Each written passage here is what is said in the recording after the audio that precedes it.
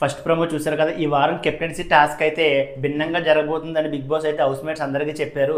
And Guardian area వీళ్ళందరూ నుంచుని ఉండగా మెయిన్ డోర్ నుంచి అయితే గౌతమ్ అయితే వచ్చాడు.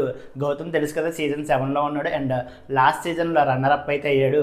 గౌతమ్ బ్లాక్ షర్ట్ అండ్ పంచె కట్టుకుని అయితే మెయిన్ డోర్ నుంచి అయితే లోపలికి వచ్చాడు. గౌతమ్ నామినేషన్స్లో ఈ పంచె కట్టుకుని చాలా హడావిడి అయితే చేసేవాడు, మీకు తెలిసే ఉంటుంది కదా.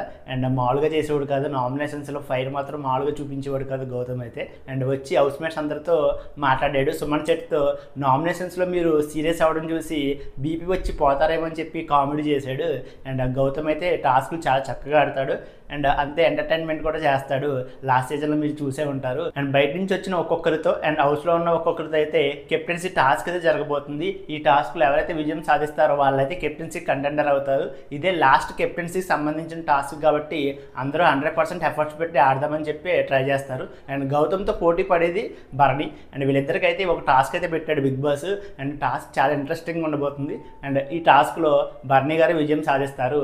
అండ్ ప్రోమో చూస్తే మీకు ఆల్రెడీ అర్థమైపోయి ఉంటుంది బర్నీ గారు విజయం సాధించారని. బర్నీ గారు విజయం సాధించి కెప్టెన్సీ కంటెండర్ అయితే అయిపోయారు ఈ వారం. బర్నీ వాళ్ళ కూతురు వచ్చి ఈ వారం ఖచ్చితంగా మీరు కెప్టెన్ అవ్వాలని చెప్పి చెప్పారు కదా.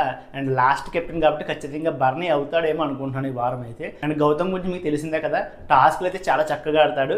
అండ్ గౌతమ్ని ఓడించి బర్నీ గారు విజయం సాధించారంటే మామూలు విషయం కాదు అసలు. అది బర్నీ గారు హెల్త్ బాగోపోయినా సరే చాలా గట్టిగా ఆడుంటారు ఈ టాస్క్ అయితే. ఈ రోజు ఎపిసోడ్లో గౌతమ్తో పాటు ప్రియాంక కూడా రాబోతుంది. అది నెక్స్ట్ ప్రోమోలో అయితే చూపిస్తారు. బర్నీ గారు గౌతమ్ మీద విజయం సాధించి కెప్టెన్సీ కంటెండర్ అవ్వడం మీద మీకేమనిపించింది? వీడియోని లైక్ చేసి మీ అభిప్రాయాన్ని కామెంట్ చేయండి.